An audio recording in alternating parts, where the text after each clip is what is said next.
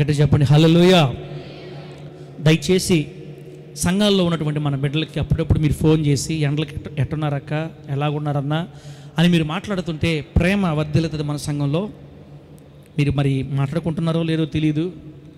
కాస్త పేద బిడ్డలుగా ఉండే వాళ్ళని గమనించి అప్పుడప్పుడు పలకరించండి. మాటే కదా, డబ్బు ఇవ్వాల్సిన అవసరం లేదు. మనం కన్నీళ్ళలో ఉన్నప్పుడు, బాధల్లో ఉన్నప్పుడు మాట చాలా ప్రభావం చూపిస్తుంది. ఎవరికి వారుగా కాకుండా కాస్త ప్రేమ కలిగి సంఘాలు నడవాలని దేవుడు మనకు నేర్పిస్తున్నాడు.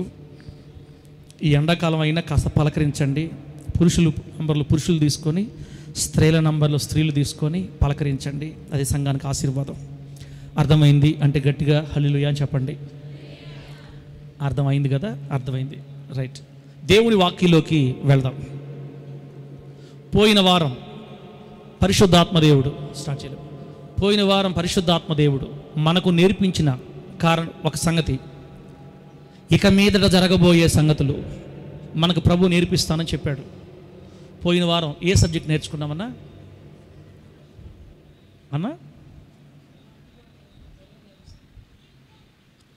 అన్న నాకేం అర్థం కాలేదు నిజంగా. సంఘం ఎత్తబడిన తర్వాత జరగబోయే అంశాలు అది కాదు, దేవుడి చందాన్ని ఆస్వాదించిన దాకా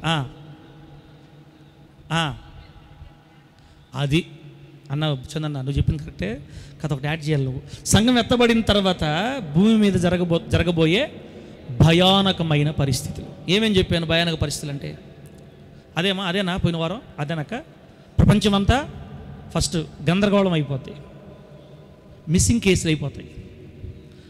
ఆ తర్వాత సమాధులు తెరవబడి అదొక గందరగోళం, భయంకరమైన ప్రాణ నష్టం, యాక్సిడెంట్లు ఎక్కువైపోతాయి. ఆ తర్వాత మీడియాలో అందరికి ధైర్యం చెప్తూ ఉంటారు.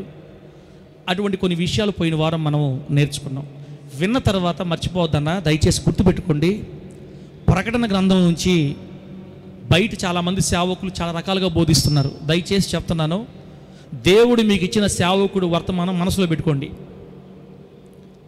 కొంతమంది అసలు 1000 ఏళ్ల పరిపాలనే లేదని బోధిస్తున్నారు బయట. 1000 ఏళ్ల పరిపాలన అనేది అలంకారప్రాయంగా దేవుడు రాయించాడు తప్ప అది 1000 ఏళ్ల పరిపాలన ఖచ్చితంగా లేదు. అసలు 7 ఏళ్ల శ్రమలు కూడా లేవు అని చెప్పి బోధిస్తున్నారు. ఇట్లాంటి వాక్యాలు మీరు అందరి వాక్యాలు విన్నారంటే మీరు బలహీన పడతారు. ఆ తర్వాత నాకు సంబంధం లేదు. అందుకే ఎవరి వాక్యాలు పడితే వాళ్ళ వాక్యాలు వినడం ద్వారా విరోచనాలు, వాంతులు అవుతాయి. తర్వాత దేవుడు మీకు అప్పగించిన సేవకుడు మాటలు శ్రద్ధగా విని అయ్యే మనసులో పెట్టుకొని, నాయన మా ఓడు మమ్మల్ని ఎటు నడిపిస్తాడో తెలియదు, ఏ పక్క తీసుకోబోతున్నాడో తెలియదు, కాపరి వెనక బొమ్మన్నావు కాబట్టి వెళ్తున్నాం అని మీరు సైలెంట్గా రండి. వస్తే అందరం, పోతే అందరం ఒకే రూట్లో పోదాం. ప్రభు నామానికే మహిమ కలుగును గాక.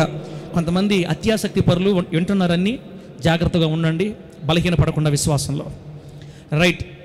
దేవుని చిత్తమైతే వచ్చే వారం నుంచి మనం 2వ వచనంకి వెళ్తాం. ఇదే లాస్ట్ వారం అనుకుంటున్నాను నేను. 1వ వచనం నుంచి ప్రకటన గ్రంథం 4వ అధ్యాయం 1వ వచనం నుంచి 2వ వచనంలోకి రేపు వారం వెళ్ళిపోతాం మనం. ఒకసారి ప్రకటన గ్రంథం 4వ అధ్యాయం 1వ వాక్యాన్ని మరలా చదువుకుందాం. ఈ సంగతులు జరిగిన తరువాత నేను చూడగా, అదిగో పరలోకమందు ఒక తలుపు తెరవబడి ఉండెను. మరియు నేను మొదట వినిన స్వరం బూరధ్వని వలె నాతో మాటలాడగా వింటిని. ఆ మాటలాడిన వాడు, ఇక్కడికి ఎక్కిరమ్ము, ఇక మీదట జరగవలసిన వాటిని నీకు కనుపరిచెదను అనేను. చదివిన వాక్యాన్ని అర్థం చేసుకుంటా ఉన్నాం. రాళ్లతో నిండిన ప్రదేశం, సముద్రం మధ్యలో దీవిగా పిలువబడుతున్న పద్మాసు దీవి, టర్కీ దేశానికి దగ్గరలో సముద్రంలో ఉంది.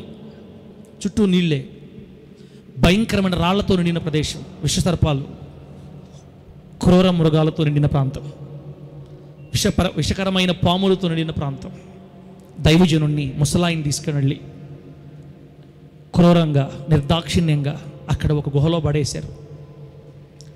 ఆ గుహలో ఒకసారి చెప్తున్నాను, యేసయ్య కోసం శ్రమలు అనుభవించాలా వద్దా మనం చెప్పండి అమ్మా ఒకసారి. యేసయ్య కొరకు శ్రమలు అనుభవించాలా వద్దా? ఈ రోజున సంఘస్థులు ఎట్లా ఉన్నారంటే, ఏం పాస్టరా 2-3 నెలల నుంచి గమనిస్తున్నాం మేము, ఇంత కష్టాల్లో మేము ఉంటే కనీసం ఆదరణగా ఒక్క మాట చెప్పవా? ఇంత బాధల్లో మేము ఉంటే స్వస్థతతో కూడిన ఒక మాట చెప్తే మాకు ఎంత బాగుంటుంది. దాహంతో ఉన్నవాడికి కూల్ డ్రింక్ తాగించినట్టు ఉండదా? ఎప్పుడైనా చూడు ప్రకటన ప్రకటన ప్రకటన అని మా తలకాలు తినకపోతే ఈ బల్లారాధన రోజైనా ఒక వాగ్దాన సందేశం చెప్పి నేను ముందు నడుస్తున్నాను ఒక మాట చెప్తే ఎంత ఆనందంగా వెళ్తాం మేము అని ఈ రోజున్న క్రైస్తవులు కోరుకుంటున్నారు. కానీ దేవుని బిడ్డ, ఈ ప్రకటన గ్రంథం రాసిన దైవజనుడు అపోస్తులైన యోహాను గారు ముసలి వయసులో రాళ్ల మధ్య వేడి ఎండలో ఇళ్ల మధ్యలో దొరకలేకపోతున్నాం, ఎండాకాలం, అది మహాభయంకరమైన రాళ్లతో నిన్న ప్రదేశంలో ఒక ముసలివాడు ఎలా ఉండగలుగుంటాడు? అతను ముందుగానే ఖైదుకు పంపించారు, బందీగా పంపించారు. బందీగా పంపించిన వాడికి భోజనం పెడతారా సమయానికి? టీ ఉంటాయన్నా? బెడ్ కాఫీ ఉంటుందా వాళ్ళకి? చెప్పాలి, దీవెనక బెడ్ కాఫీ ఇచ్చేవాళ్ళు ఉంటారా? ఉదయాన్నే 2 వడ 2 ఇడ్లీ సాంబార్ ఇచ్చేవాళ్ళు ఉంటారు అక్కడే ఉన్నా? ఖైదీ వస్త్రాలు వేసుకోవాలి ముసలివాడు. అక్కడే చచ్చిపోతాడని పంపించారు. దేవుడు బ్రతికించి తీసుకొని వచ్చాడు. దేవుని స్తోత్రం కలుగును గాక. యోహాను గారిని మరలా తిరిగి తీసుకురావడానికి ఏ రాజు అయితే అతన్ని చెరసాల్లో వేశాడో ఆ రాజునే చంపేశాడు దేవుడు. ఆమేనండి. రోమా చక్రవర్తిని చంపితే నెక్స్ట్ చక్రవర్తి మరలా వచ్చిన తర్వాత ప్రేమతో అతను మరలా తిరిగి చంపించాడు ఇతన్ని. అవసరమైతే మన కోసం దేవుడు రాజులను కూడా చంపేస్తాడు. ఆమేనండి. అట్లాంటి దేవుడు. శ్రమలు పడేదానికి ఇష్టపడదాం, కష్టపడేదానికి ఇష్టపడదాం. యేసయ్యలో ఎప్పుడు సంతోషమే అనుకోబాకండి. ఈ మార్గంలో మనం ముళ్ళు దాటాలి, ముళ్ళు దొక్కాలి, గతుకులు అతుకులు, ఆవేదన ఆక్రందన శ్రమలు నడిచి వెళ్ళాలి బిడ్డ. దేవుడు మనతో ఉన్నాడు, ఇబ్బంది లేదు. మనం ఎవరిని శ్రమలైనా కష్టాలైనా కన్నీళ్ళైనా తొనగకూడదు. లోకంలో మీకు శ్రమ కలుగును అయినను, ఏముంది వాక్యం మనకి? లోకములో మీకు శ్రమ కలుగును అయినను ధైర్యం తెచ్చుకోండి, నేను లోకమును జయించి ఉన్నాను. దేవునికి స్తోత్రం కలుగును గాక. లోకమును జయించిన వాడు. అట్టని భయపడిపోదామా? ఈ మన పాస్టర్ గారు ఎప్పుడు చూసే శ్రమలు శ్రమలు శ్రమలు అంటున్నాడు, ఇంకా శ్రమలు వచ్చేస్తాయేమో అని భయపడిపోదామా? మన ప్రభు ఏం చెప్పాడో తెలుసా? మన ప్రభు ఏం చెప్పాడో తెలుసా? తన ప్రవర్తన అంతటిలో నీతిని జరిగించు వానిని. అనండి నాతో పాటు ఆ మాట. తన ప్రవర్తన అంతటిలో నీతిని జరిగించు వానిని తూర్పు నుండి రేపి పిలిచిన వాడెవడు? నేనే కదా. తన ప్రవర్తన అంతట్లో నీతిని జరిగించే వాళ్ళని పిలిచేది నేనే. ఒకవేళ నీ ప్రవర్తన అంతట్లో నువ్వు నీతిని జరిగిస్తున్నావు అట్లయితే జనములను నేను నీకు అప్పగిస్తా. నీ ఎదుట నేను నా దూతను ముందుగా పంపుతా. ఒకవేళ ఆపత్కాలం వచ్చినా ప్రమాదాలు వచ్చినా ఏ నాశనం నేను దరిచేరని ఇవ్వకుండా, ఏ అపాయము నీ గుడారాన్ని, చెప్పండి వాగ్దానం చెప్పండి, ఏ అపాయము నీ గుడారాన్ని సమీపించదు. ఆపత్కాలం వస్తుంది, కష్టాలు వస్తాయి, కన్నీళ్ళు వస్తాయి, బాధలు వస్తాయి, వేదనలు వస్తాయి, నిందలు వస్తాయి. కానీ మన గుడారాన్ని ఆపదలు సమీపించకుండా దేవుడు చేస్తాడు. కాబట్టి క్రైస్తవ్యం అంటే పూల పాను పనుకోవద్దు. దేవునితో నడిచేదంటే అంత చక్కగా హైవే రోడ్లా ఉంటుంది అనుకోవద్దు. ఇది ముళ్ళ బాట, ఇది కన్నీళ్ల బాట. అందుకే దేవుని మార్గం ఇరుకు మార్గం అని చెప్తుంది వాక్యం. చెప్పండి, ఏ మార్గం ఇది? ఇరుకు మార్గమా మంచి మార్గమా? ఇరుకు మార్గం. నీ ఇష్టాలు ఏవి నెరవేర్చుకోకూడదు, అన్నీ చంపేసుకోవాలి, అన్నీ కట్టేసుకోవాలి, నీ ఇష్టాన్ని ప్రక్కన పెట్టాలి. పరిశుద్ధాత్మ దేవుని ఇష్టం చొప్పున మనం నడవాలి. మన కోరికలను చంపేసుకొని నడుం కట్టుకొని ఆయన సిలువ మన మీద ఎత్తుకోవాలి. క్రైస్తవం అంటే ఊరకే కాదక్క, చెల్లిలా నువ్వు అనుకున్నట్టు కాదు. ఇది మనం మారాలి. ఎప్పుడు లగ్జరీ లైఫ్ కోరుకోకూడదు. నాకు అన్నీ బాగుండాలి, సఫిషియెంట్గా ఉండాలి, నేను లగ్జరీస్ అనుభవించాలి, నాకు అవి కొనుక్కోవాలి, ఇవి కొనుక్కోవాలి. పోతాం, ఇంక పోతాం అంతే. అవి పెట్టుకున్నావా పోతాం. ఒక రోజున ప్రభువు ఇచ్చిన వాడితో తృప్తిగా బతకదాం. ఆమేన్ గట్టిగా. పౌలు గారు ఏం చెప్పారు? నేను దీన స్థితి యందు ఉండనిరుగుదును, సంపన్న స్థితి యందును ఉండనిరుగుదును. దేవుడు మనల్ని ఏ స్థితిలో పెట్టాడో, ఏ పరిస్థితుల్లో ఉంచాడో దానిని బట్టి సంతృప్తి కలిగి బ్రతకాలి. ఇస్తే స్తోత్రం, ఇగిపోయినా స్తోత్రం, కష్టాలు వచ్చిన స్తోత్రం, ఆనందం వచ్చిన స్తోత్రం. సుఖ దుఃఖాల కలయికే మనిషి జీవితం. కాబట్టి ఎప్పుడు మేలే కోరుకోవద్దు, ఎప్పుడు వాగ్దానాలే కోరుకోవద్దు. అవసరమైతే నువ్వు శ్రమలు హత్తుకో, ప్రభు నిన్ను ముత్యంగా మార్చేస్తాడు యేసు నామములో. ఆయన నామానికి మహిమ కలుగును గాక.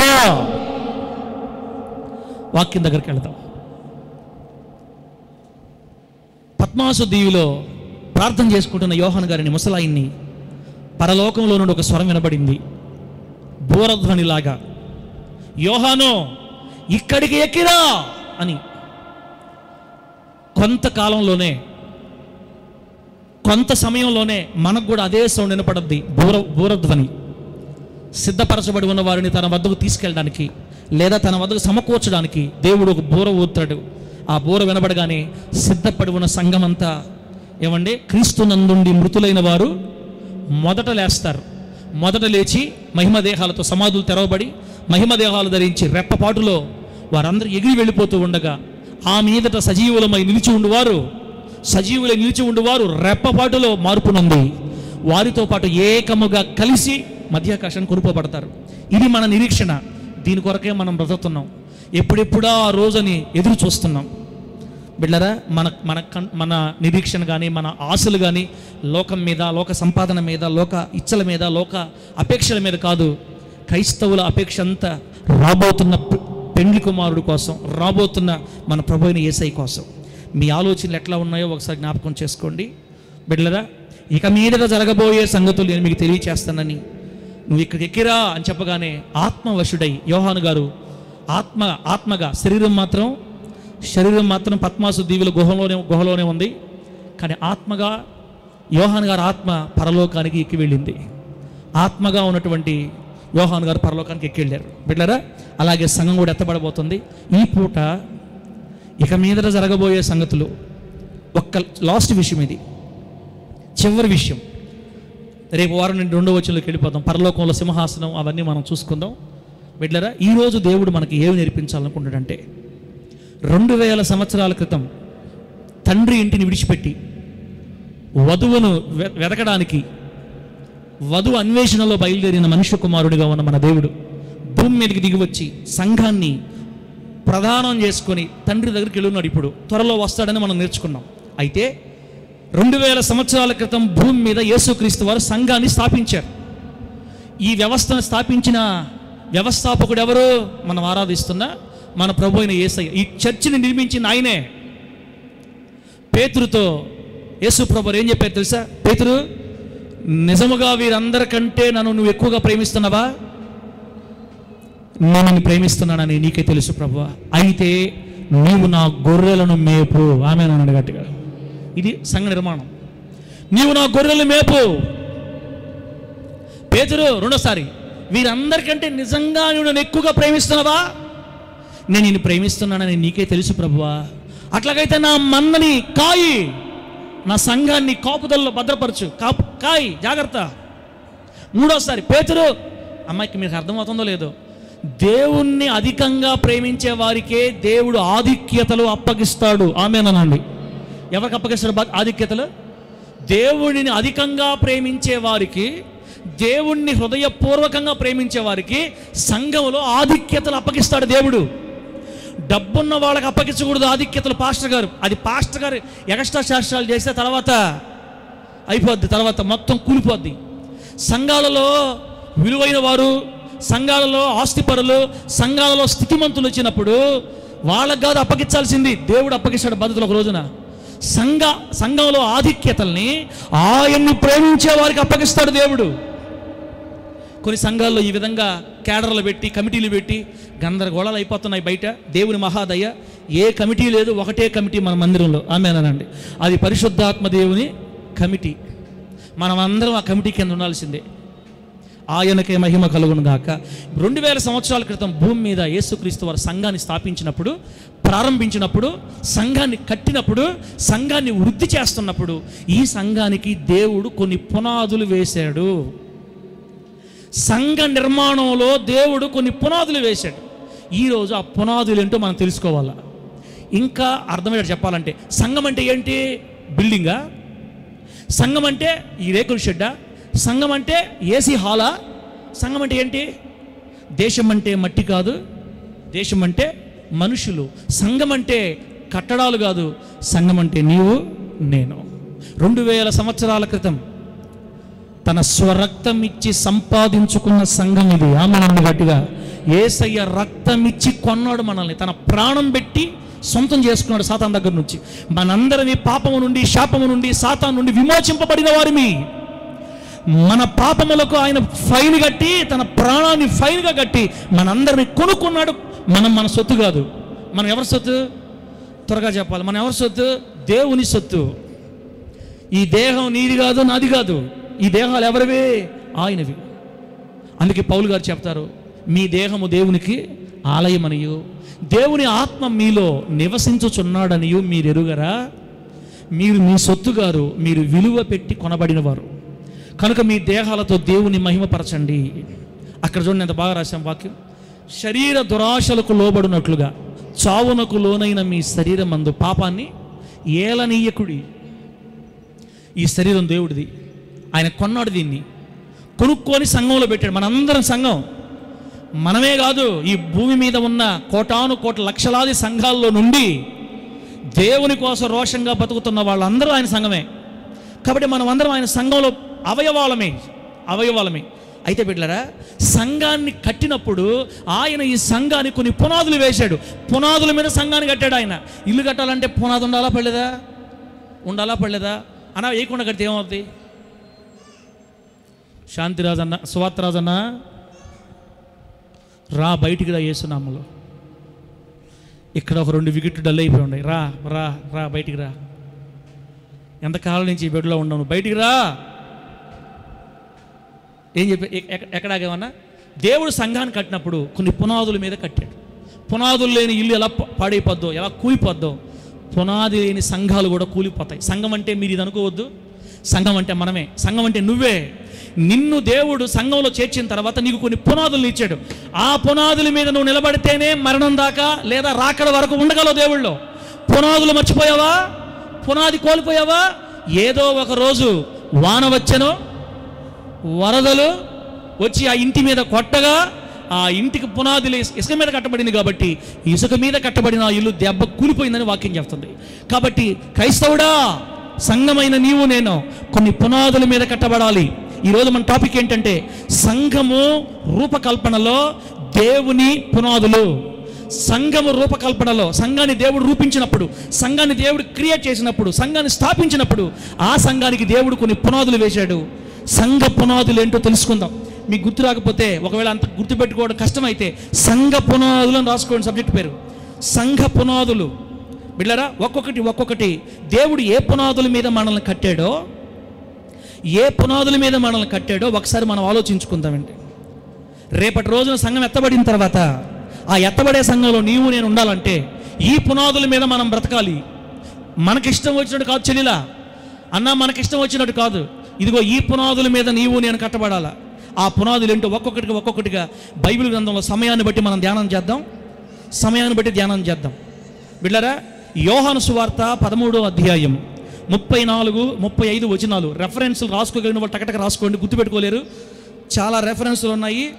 గుర్తుపెట్టుకోండి చాలు. యోహాను సువార్త 13వ అధ్యాయం 34-35, అలాగే 15వ అధ్యాయం 12వ వచనం, మొదటి యోహాను పత్రిక 3:23. ఈ 3 రెఫరెన్స్ల ప్రకారం దేవుడు సంఘానికి వేసిన మొట్టమొదటి పునాది ఏంటంటే మనము ఒకరినొకరం ప్రేమించుకోవాలి. ఇది సంఘానికి దేవుడు వేసిన మొదటి పునాది, ప్రేమ. నోర్లు తెరిచి అనండి, ఏంటది? చెప్పాలి గట్టిగా. దీవెనక్క, సంఘాన్ని దేవుడు కట్టిన మొదటి పునాది ఏంటి? సంఘాన్ని కట్టిన పునాది ప్రేమ. అంటే సంఘములో ఉన్న విశ్వాసులందరూ ఏమి కలిగి ఉండాలి? కొంతమంది సీరియస్ అయిపోతారు నా మీద. ఇప్పుడు మీరు ఏమైనా అనుకోండి, నాకు సంబంధమే లే, నేను కానీ తేడా చేస్తే నాకు పడతాయి దెబ్బలు. కాబట్టి ఏదో చెప్పేది ఏదో గట్టి చెప్పేస్తే పోద్ది. అన్న తిమోతన్న, సంఘాన్ని దేవుడు పునాదుల మీద కట్టాడు. మొదటి పునాది ఏంటంటే ప్రేమ. యేసయ్యలో ప్రేమ ఉందా లేదా చెప్పాలి మీరు దయచేసి. యేసయ్యలో ప్రేమ ఉందా లేదా? ప్రేమ లేకపోతే సిలువలో వాళ్ళందరినీ దేవుడు ఏమన్నాడు? తండ్రి, వీరేం చేస్తున్నారో వీరికి తెలియదు. మనం ఏమనుకుంటాం? ఎందుకు తెలియదు? కావాలనే సంపద ఉంటే. బిడ్డలారా, ఒక ప్రభు యేసయ్య కోణంలోంచి కానీ చూస్తే అది కరెక్టే. ఆయనే దైవ కుమారుడని, ఆయనే మెస్సయ్య అని ఆయన సొంత ప్రజలకి నిజంగా తెలియదు. రాజు అంటే మెస్సయ్య అంటే రాజులాగా రావాలి, రాజు కుటుంబంలో పుట్టాలి. ఈడైనా వడ్లవాడి కుటుంబంలో పుట్టి నేను దేవుడు మెంటల్ అనుకున్నారు వాళ్ళు. పాపం నిజంగా వాళ్ళకి తెలియదు, తెలియకే చేస్తున్నారు. కాబట్టి తెలిసి చేసినా తెలియక చేసినా క్షమించడం ఏందమ్మా? అసలు ప్రేమ ఏందమ్మా? నాకు అర్థం కల. అదే మనం చూడండి, మన సంఘంలో చూడండి, తిమోతనం చూస్తే బాంధవ్యం నచ్చదు. ఎప్పుడు తిమోతనా అని పిలుస్తుంటాడు ఆయన. ఆ నోట్లో ఎప్పుడు తిమోతన పేరే. తండ్రి, ఇస్తారక్క, ఓ మారతక్క, ఓ పుల్లక్క, ఏ పేర్లు? మా పేరు జ్ఞాపకం రాదా సరకే? ఏమో మా పేర్లు అసలు రానే రావు. ఆయన కూర్చొని కళ్ళు మూసుకున్న సువార్తరాజు పేరు ఎత్తాడు, కానీ ముందు కూర్చుండే నా పేరు మాత్రం ఏందో ఈ పాస్టర్ కూడా అంతా అని. మనలో ఎట్టుంటుందంటే ప్రేమ తర్వాత సంగతి, కానీ అసూయ, కోపం, ద్వేషం. సంఘములో చేర్చబడిన దేవుని బిడ్డ, యేసయ్య కలిగి ఉన్న ప్రేమ సంఘములో నీవు కలిగి ఉంటేనే నువ్వు యేసుకు చెందిన దానివి, నువ్వు యేసుకు చెందిన వాడివి. ప్రభు మనకేం చెప్పాడు తెలుసా? నిన్ను వలే నిన్ను నువ్వెలా ప్రేమించుకుంటావో వివేక, నిన్ను నువ్వెలా ప్రేమించుకుంటావో నీ పొరుగు వారిని కూడా నువ్వు అలాగే ప్రేమించమని దేవుని వాక్యం చెప్పింది. సాధన చేయాలక్క, చాలా కష్టం చేయటం. సాధన చేయకపోతే భక్తిలో ఓడిపోతాం. నిజంగా చెప్పాలంటే మనం ఒకరినొకరు ప్రేమించుకోవడం సంఘ పునాది. సంఘంలో ఒకరంటే ఒకరికి పడదు. పాటలు పాడేవాళ్ళని చూస్తే కింద కూర్చోవడం నచ్చదు. కాస్త కానుకలు బాగా ఇస్తున్నారు అనుకో, కానుకలు దేవునికి ఇస్తున్నారు అనుకో, ఆయన ఇస్తున్నాడు కాబట్టి అంటుంటారు. మళ్ళా అన్నీ మూతీర్పులే. వాళ్ళ ఇంట్లో పోతే బిర్యానీ పెడతారని వాళ్ళనే తెలుసుకుంటా ఉంటాడు బిర్యానీ పాస్టర్. ఇప్పుడు నాకు పేరు బిర్యానీ పాస్టర్. అది ఎందుకు ఆ పేరు వచ్చింది నాకు సంబంధం లే. ఎప్పుడైనా చూడు వాళ్ళే. ఏ రోజైనా సంఘం మందిరం అయిపోయిన తర్వాత ప్రతి బిడ్డ దగ్గరికి వెళ్ళి షేక్ అండ్ ఇచ్చి ప్రైజ్ లాడక్క బాగున్నారా, ప్రైజ్ లాడక్క బాగున్నారా, ప్రైజ్ లాడ్ చెల్ల బాగున్నారా, ప్రైజ్ లాడ్ బ్రదర్ బాగున్నారా, ప్రైజ్ లాడ్ సిస్టర్ అడిగా. నీ మోకానికి అడిగా. బుల్లెట్ రాకముందే బుల్లెట్ కంటే వేగంగా వెళ్ళిపోతా. ఆమేన్ వెళ్ళిపో, అడ్రస్ లేకుండా. ఏముండరు ఇక్కడ. సంఘం అంటే ఏంది? ప్రేమ. ఒకసారి ఒక హక్కు వచ్చింది, ఒకే వారం వచ్చింది. అందరూ పలకరించుకొని చెప్తున్నాను నేను ముత్తుకూరులో. ఆమె నేను పలకరించుకుని నాకు ముందే వెళ్ళిపోయింది రోడ్లోకి. ఆ తర్వాత నాకు బజార్లో కనపడింది ఒకసారి. ఏమక్క లాస్ట్లో కనీసం మాతో కూడా మాట్లాడకుండా పోయేవాడు. మేము ఎందుకు ఎప్పుడో ఒకసారి వచ్చేవాళ్ళం, మాకు మీ విశ్వాసం తెంపనే. అదేంది? మేము ఎప్పుడో ఒకసారి చూడాలని వచ్చాము, మాకెందుకండి మీ విశ్వాసాలతోటి? అంటే మీ విశ్వాసులు మా విశ్వాసం వేరువేరుగా ఉంటారా? మనమందరం దేవుని బిడ్డలం కాదా? మనల్ని కొనింది ఒకే దేవుడా కాదా? అమ్మా, మీరు ఏరే సంఘ విశ్వాసం కనపడ్డప్పుడు దయచేసి వందనాలు పెట్టండి తల్లా. ఆ సంఘం వాళ్ళకి మనం వందనాలు పెట్టకూడదు, మన సంఘం వాళ్ళకే వందనాలు పెట్టుకోవాలా. మన శిక్షి వాళ్ళకే వందనాలు పెడదాం. ఏరే శిక్షి వాళ్ళు పిశాసులు, విశ్వాసులు కాదు. వేరే చర్చిలు పోయేవాళ్ళు పిశాసులా విశ్వాసులా? వేరే సంఘం పాస్టర్లకి వందనాలు చెప్పరు. నాకు తెలిసిన ఒక సంఘం ఉంది, వాళ్ళ సంఘాల్లో పాస్టర్లు ఏం బోధిస్తారంటే, మన పాస్టర్లు తప్ప భూలోకంలో ఉండే ఎవరు పాస్టర్లు కదా, అంతే కదా పిశాసులు అని చెప్తారంట. ఇంకా ఆ విశ్వాసులు కూడా మనం చూసి పిశాసులాగే చూస్తుంటారు. ఏంది చూస్తుంది? నన్ను మింగేసేటట్టుందే అది ఆ బోధ. వందనాలు కూడా చెప్పడం మనకి. అసలు వాళ్ళ దృష్టిలో మనం పాస్టర్లుగానే ఉన్నాం. నేను మీ ఆత్మీయ తండ్రిగా నా చేతులు జోడించి చెప్తున్నా, అతను దేవుని బిడ్డ అయితే, నీకు తెలిస్తే క్రైస్తవుడు అయితే, వాళ్ళు నీకు వందనాలు పెట్టకపోయినా ఏమి నోరు తెచ్చి ప్రైజ్లాడమ్మా అని చెప్తే ఏమవుతుంది? యేసుక్రీస్తు వారి సంఘానికి వేసిన మొదటి పునాది ఏంటి? ప్రేమ. దేవుడి నామానికి మహిమ కలుగును గాక. సిగ్గుపోవాలి నువ్వు చెప్తే వాళ్ళకి. మనం చెప్పకుండా కొంతమంది నువ్వు చెప్పినా కూడా పేజీలో వాళ్ళే అంట పోతారు. వాళ్ళు చెప్పరు, నువ్వు చెప్పినా కూడా చెప్పరు. అదొక రెటమతం. పేరుకే క్రైస్తవులు వాళ్ళు అంతే. వీళ్ళందరూ రేపు పరలోకం పోతారు గ్యారెంటీలే. మూతులు తిప్పుకుంటా పోతుంటారు ఏదే సంఘాలు పోయి చూస్తే. ఈ మూతులు తిప్పేది పోతే మూతి మీద కొట్టాలి, వేసే వంకర తీయాలి మూతిని. అప్పుడు కరెక్ట్ లైన్లోకి వస్తారు మన వాళ్ళు. ఏం నేర్చుకున్నారు? సంవత్సరాల తరబడి ప్రభు దగ్గరకు వచ్చి, నువ్వు నీ సంఘంలో ఉన్న బిడ్డనే నువ్వు ప్రేమించలేకపోతే ఇంక పక్క సంఘం బిడ్డని ఏం ప్రేమిస్తావులేమ్మా? ఒక చిన్న సంఘానికి సంబంధించిన దైవజనుడు రోడ్లో పోతున్నాడు, నీకు తెలుసు దైవజనుడని. ఏం బంగారం బొద్ది? నోరు తెరిచి అన్నా ప్రైజ్లాడన్నా బ్రదర్, ప్రైజ్లాడు బ్రదర్ అని చెప్తే ఏమవుద్ది? ఏం పోద్ది ఇక్కడ? ఏదమ్మా ప్రేమ? నేను మందిలో ఉండి అడుగుతున్నా, ఎవరైనా లేచి చెప్పండి. ఇప్పుడు పాస్టర్లకు మీరు వందనాలు పెట్టద్దు నేను ఎప్పుడైనా చెప్తే లేచి చెప్పండి. నేను చెప్పాను ఆరోనా, పాస్టర్కి వందనాలు పెట్టదు మీరు, మన సత్యే మన సంఘమే మీరు ఇట్టే చూడాలి. చందన్ నా సై సీరియస్ వస్తున్నాడు, చెప్పలా నువ్వా అని. బిడ్డ, అందరినీ ప్రేమగా పలకరించండి. ఇక్కడి నుంచి కాదు, ఇక్కడి నుంచి. యేసయ్య కట్టిన యేసయ్య కట్టిన సంఘానికి పునాది ప్రేమ. బిడ్డ, కానుక సంచిలో వేస్తున్న డబ్బంతటిని దొంగతనం చేస్తున్న గజ దొంగను కూడా దగ్గర పెట్టుకొని ప్రేమించిన వాడమ్మ మన యేసయ్య.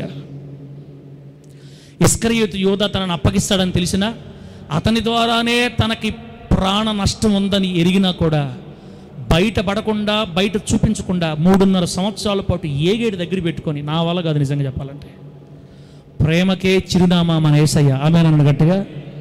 ప్రేమకు ప్రతిరూపమా, ఆ ప్రేమకే చిరునామా నీవు యేసయ్యా. నిన్ను వలే పొరుగు వారిని ప్రేమించమన్నావు. చర్చికి రాగానే కొత్తగా ఫేజ్లార్ సిస్టర్, మీరేంటోళ్ళు, అప్పుడే ఫస్ట్ చేయిచ్చే మీరేంటోళ్ళ సైతాన్. ఏం తెలుసుకుని ఏం అయిపోయింది, పరలోకంలో పోయేదిలేని వికనా. మన సంఘంలో లేరమ్మా, దేవునికి మహిమ కలుగును గాక. ఫస్ట్ నుంచి చేసే ఇంజక్షన్ల వల్ల కాస్త జాగ్రత్తగా ఉన్నారు మన వాళ్ళు. ఇంజక్షన్ కానీ తగ్గించి ఉంటే మనం కూడా డైరెక్ట్గా నా దగ్గరికి వచ్చి, పాస్టర్ గారు మీరు ఏంటి వాళ్ళు అవి ఉండేవాళ్ళు అని కూడా కొంచెం ఇంజక్షన్ గట్టిగా వేసుకుంటూ రావటం వల్ల, బిడ్డ ఏంటోళ్ళు అనేది పక్కన పెట్టు, వాళ్ళు కూడా నీ తండ్రి కన్న బిడ్డలే. ఆమేనండి. వారి కొరకు కూడా నీ తండ్రి రక్తం కార్చాడు. మనం అందరివి క్రైస్తవులు, ఒకే తండ్రి బిడ్డలమే. ఆదాములో నుండి మనం అందరం వచ్చాం. ఈ కులాలు స్టార్ట్ అయింది మన భారతదేశంలోనే. అగ్రవర్ణాల వాళ్ళు రకరకాల కుట్ర చేత అది ఒక సిస్టమ్ అంతే, అది నిజం కాదు. అది మన దేశాన్ని పాడు చేయడానికి సైతాన్ గారు రూపించిన పథకం ఇది. కాబట్టి దయచేసి ఎవరు కూడా అలా అనుకోపకండి. ఆ మనసులో ఉంటే బయటికి రండి. ప్రేమ కలిగిన వాళ్ళు పరలోకం పోతారు. కొరింథీ పత్రిక 13వ అధ్యాయంలో ఉంది. బిడ్డలారా, ఈ లోక సంబంధమైన ఆస్తి అంతస్తులు కాకుండా పరసంబంధమైన భక్తి, పరసంబంధమైన ఏమంటే పరిశుద్ధాత్మ అనుభవం, ప్రవచనాలు చెప్పే వరం, భాషలు మాట్లాడే వరం ఎంతున్నా కూడా ప్రేమ లేకపోతే వ్యర్థమని చెప్పింది వాక్యం. నేను దేవదూతల భాషలతో మాట్లాడినా, మనుషుల భాషలతో మాట్లాడినా ప్రేమ లేకపోతే నేను వ్యర్థుణ్ణి అన్నాడు పౌలు గారు. ప్రేమ బాబునా, నిజంగా నీకు ప్రేమ ఉంది బాబునా? నిజంగా చెప్పు, ఈ నెలలో నువ్వు ఎంతమందిని తిట్టావు, ఎంతమందిని దూషించావు, ఎంతమందిని తోలనాడి మాట్లాడావు, ఎంతమంది స్థాయి చేతులు చూపించి ఎగతాళి చేసావు, ఎంతమందిని. బిడ్డరా, ఇప్పుడు బల్లలో చేతులు వేయాలి. ఇప్పుడు నువ్వు మరలా ఏసు రక్తాన్ని తీసుకోవాలి, ఏసై శరీరాన్ని తినాలి. ఎంత అన్యాయం ఇది! సంఘాన్ని దేవుడు నిర్మించినప్పుడు పునాదుల మీద కట్టాడు. ఆ పునాదులు నీకు తెలియాలి. బిడ్డలారా, మొదటి మెట్టు ప్రేమ. యేసయ్య సంఘానికి వేసిన మొదటి మెట్టు ప్రేమ. కనుక యేసు కొరకు దేవునితో దేవుని కొరకు ప్రేమ కలిగి నీ పొరుగు వారిని, పక్కింటి వారిని ప్రేమిస్తూ, సంఘములో ఉన్న బిడ్డలను ప్రేమిస్తూ దేవుని ప్రేమతో మనం చివరి వరకు కొనసాగి వెళ్ళుదుము గాక. చెప్పండి గట్టిగా హల్లెలూయా. రెండో పునాది మార్కు సువార్త 9వ అధ్యాయం 50వ వచనం. మార్కు సువార్త 9:50, రోమా పత్రిక 12:18. మార్కు సువార్త 9:50, రోమా పత్రిక 12:18లో దేవుడు రెండో పునాదిని రాస్తున్నాడు. అదేంటంటే, మనము ఒకరి ఎడల ఒకరు సమాధానము కలిగి ఉండాలి. అంటే సంఘానికి రెండో పునాది సమాధానం. ఒకటి ప్రేమ, రెండు సమాధానం. మనలో సమాధానం ఉందా? ఒకరి మీద ఒకరికి సమాధానం ఉందా? ఒకరు సమాధానం. కుటుంబాల్లో సమాధానం ఉందా? తల్లి ఒక మాట అనిందని కూతురు 3 సంవత్సరాలు పలకదు. తండ్రి ఒక మాట అన్నాడని కొడుకు 4 సంవత్సరాలు పలకడు. భార్య ఒక మాట అనిందని భర్త పలకడు. భర్త అన్నాడని భార్య పలకదు. కుటుంబంలోనే సమాధానం లేకపోతే సంఘంలో సమాధానం వస్తుందా? నన్ను బాధ పెట్టింది ఆమె వచ్చి మాట్లాడితేనే నేను మాట్లాడతా. ఆమె వచ్చి మాట్లాడితే నేను మాట్లాడతా. నా తప్పు లేదు. ఆమె నన్ను మిస్అండర్స్టాండ్ చేసుకుంది, అతనే నన్ను మిస్అండర్స్టాండ్ చేసుకున్నాడు. తప్పు అతనే కాబట్టి అతను వచ్చి నాతో మాట్లాడాలి, అప్పుడే నేను అతనితో పలకతా. బిడ్డ, ఎవరు నష్టం? నువ్వు ఇతరులతో సమాధానంగా లేకపోతే నష్టం వరకు తెలుసా? నీకే. మత్తయి సువార్తలో ప్రభు ఏం చెప్పాడంటే, నీవు బలిపీఠం వద్దకు వెళ్ళి అర్పించునప్పుడు, బలిపీఠం దగ్గరికి వెళ్ళి అర్పణ అర్పించినప్పుడు ఎవని మీదనైనా నీకు విరోధం ఏమైనా కలదని అక్కడ నీకు జ్ఞాపకం వస్తే,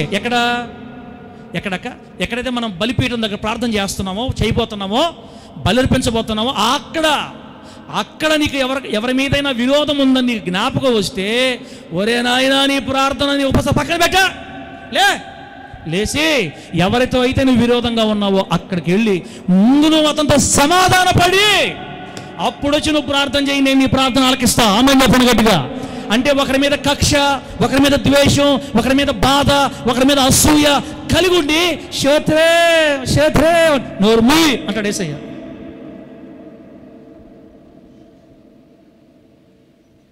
సీరియస్గా చూడబాక నేను తల కూడా ఎత్తలేను పైకి. ఇతరుల మీద కక్షలు పెట్టుకొని, అసూయలు పెట్టుకొని, అసమాధానాలు పెట్టుకొని, మళ్ళీ చర్చిలకు, మళ్ళీ ప్రార్థన గదిలో కూర్చొని, ఇంట్లో కూర్చొని స్తోత్రం నాయనా, నువ్వు కాకపోతే ఎవరు నాయనా, అయ్యా ముక్కినా కూడా దేవుడు సహాయం చేయండి. నీకు అన్ని ప్రార్థనలు వ్యర్థమే బిడ్డ. దేవుడు మన ప్రార్థన ఆలకించాలంటే అందరితో సమాధాన పడి ఉండాలి, అందరితో సమాధానంగా ఉండాలి. వాళ్ళు నిన్ను బాధ పెట్టినా కూడా ప్రేమ చేత, క్రీస్తు ప్రేమను బట్టి వాళ్ళు క్షమించి వస్తుంది. మళ్ళీ వస్తుంది, ఆమెటి కూడా వస్తుంది. సమాధానంతో ప్రార్థన చేస్తేనే దేవుడిని ప్రార్థన ఆలకిస్తాడు. అంటే మనం ఎంత పొరపాటులో ఉన్నామన్నా, ఇసాకన్నా ఫ్రమ్ మర్రిపాడు, ఇసాకన్నా చెప్పు, ఎంత పొరపాటులో ఉన్నాం మనం? గుండె మీద చేసి చెప్పండి. ఎవరి మీద మీకు కోపం లేదా? ఎవరి మీద మీకు బాధ లేదా? ఎవరి మీద మీకు కక్షలు లేవా, అసూయలు లేవా?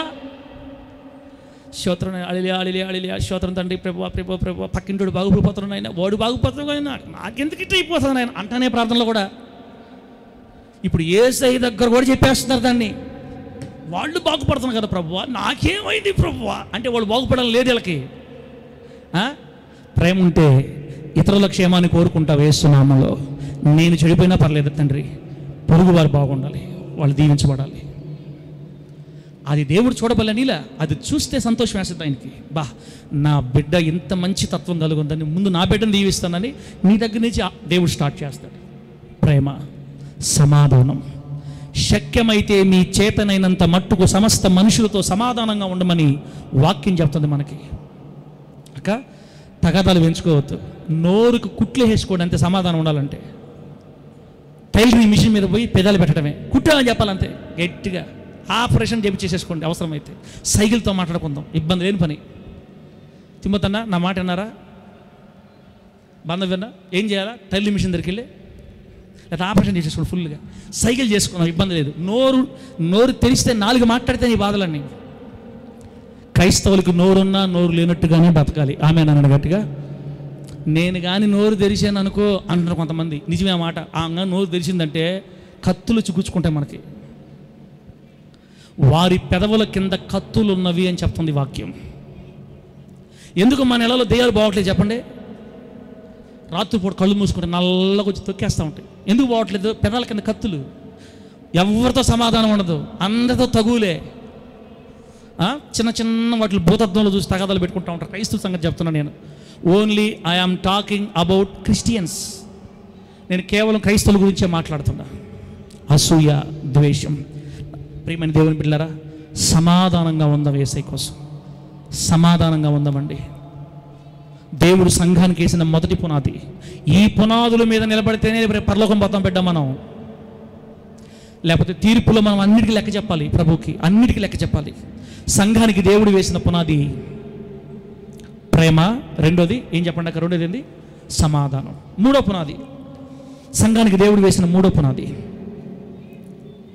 బిడ్డరా, యాకోబు పత్రిక 5వ అధ్యాయం 16వ వచనం నుండి 18వ వచనం వరకు చదివితే, యాకోబు పత్రిక 5వ అధ్యాయం 16 నుంచి 18 చదివితే బిడ్డరా, సంఘానికి మూడో పునాది ఏంటంటే మన పాపాలని ఒకరితో ఒకరు ఒప్పుకొని ఒకరి కోసం ఒకరు ప్రార్థించాలి అనే పునాదిని పెట్టాడు దేవుడు సంఘంలో. నా వైపు చూడండి అమ్మా. ప్రేమ, సమాధానం తర్వాత మనం చేయాల్సింది ఏంటంటే ఒకరి కోసం ఒకరు ప్రార్థన చేసుకోవాలా. ఇది కట్టడ సంఘంలో. నిజం చెప్పండి, అసలు ఈ సిస్టమే లేదు ఇప్పుడు సంఘాల్లో. ఈ రోజున సంఘాల్లో ఈ సిస్టమే లేదు. ఒకరి కోసం ఒకరు ప్రార్థన చేయాలి. ఒక 10-15 సంవత్సరాలు వెనక్కి వెళితే పాస్టర్తో పని లేదు వీళ్ళకి. ఒక 2-3 వచ్చి వాళ్ళ సమస్య ఇప్పుడు ఒకరి కోసం ప్రార్థన చేసుకుంటూ ఉండేవాళ్ళు గ్రూపులుగా. ఇప్పుడు ట్రెండ్ మారిపోయింది, ఆధునికీకరించబడింది కాలం అంతా. పనులు పెరిగిపోయినాయి, ఉద్యోగాలు పెరిగిపోయినాయి. ఇక సంఘాల్లోకి వచ్చి తర్వాత సంగతి. ఏదేమైనా బిడ్డ, కాలం మారినా, రోజులు మారినా, పరిస్థితులు మారినా యేసు మారలేదు. ఆమేన్ గట్టిగా. వాక్యం కూడా మారదప్పటికీ. మూడవ పునాది, ఒకరి కోసం ఒకరం ప్రార్థన చేసుకోవాలి. నీ గురించి ఇంకొకరు ప్రార్థన చేయాలక్క, అప్పుడు నీ గురించి ప్రభు అంగీకరిస్తాడు నీ మనవిని. ఒకరి పాపములు ఒకరితో ఒప్పుకోండి, ఒకరి పాపములు ఒకరితో చెప్పుకోండి.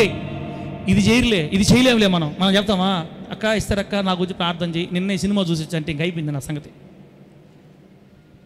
కానీ ఆ రోజుల్లో ఎంత ట్రాన్స్పరెంట్గా ఉండేవాళ్ళు విశ్వాసులు, అసలు ఎంత ట్రాన్స్పరెంట్గా ఉండేవాళ్ళు.